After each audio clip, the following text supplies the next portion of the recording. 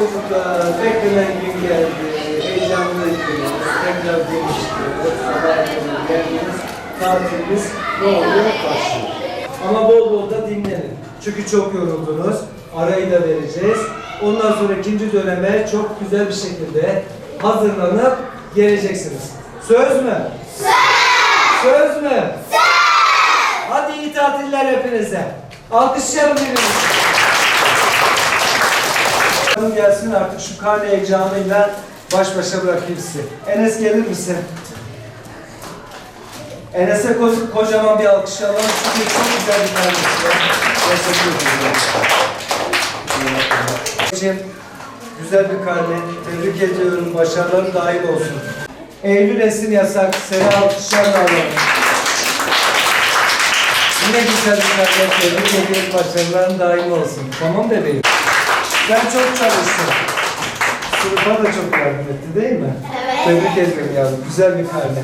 Öncelikle ben de öğrenciler kadar, hatta onlardan daha fazla heyecanlıyım. Karne törenini her zaman yaşamamıza rağmen her karne töreninde heyecanlanıyoruz. Aynı şekilde çocuklarla aynı duyguları paylaşıyoruz. Bu süreçte öğrenciler çok yorulduğu için aileler öğrencilerine destek çıkmalı. Tatil dönemlerinde öğrencileri bir robot haline getirmeyip öğrencilerin dinlenmesine izin vermeli. Ama bunu yaparken de tek tavsiye ettiğim şey mutlaka kitap okumaları, kitap okuma sürecini bir alışkanlık haline getirmelerini istiyorum. Tatil sürecini iyice değerlendirip, dinlenip, birinci dönemin yorgunluğunu üzerlerinden atıp, ikinci döneme hazır bir şekilde gelmelerini istiyorum.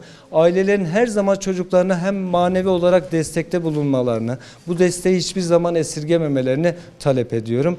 Bu teknoloji bağımlılığının olumsuz yansımalarını biz sınıf içerisinde de görüyoruz. Ders konusunda da yaşıyoruz bunları. Aileler bunu belli bir kontrol altına almaları gerekiyor. Telefondan kesinlikle uzak tutmalarını istiyorum. Tableti de gözetim altında haftanın belirli günlerinde çok kısa süreli olarak eğitim amaçlı, aynı zamanda rahatlama amaçlı ama göz altında kontrol ederek uygulayabilirler bunu. Ama maalesef çocukların bu bağımlılığını aileler göz ardı ediyor ve ileriki dönemlerde artık çocuklar için büyük bir problem oluyor.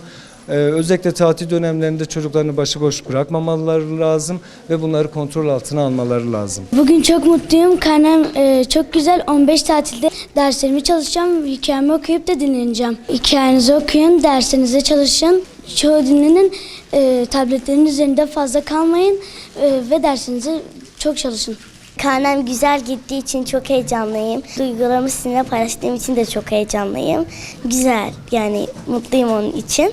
Evet. Ve tatilimize sonunda gireceğiz, dinleneceğiz, kitap okuyacağız, bol bol çalışacağız. Çok fazla telefon ve tablet dokunamayacağız.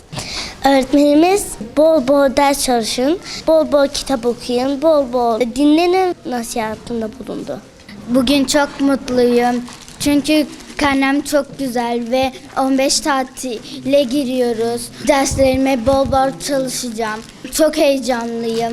Öğretmenimiz ders çalışmamızı, kitap okumamızı ve dinlenmemizi, teknolojik aletlerden çok uzun süre kalmamamızı istedi. Biz de bunlara uyacağız.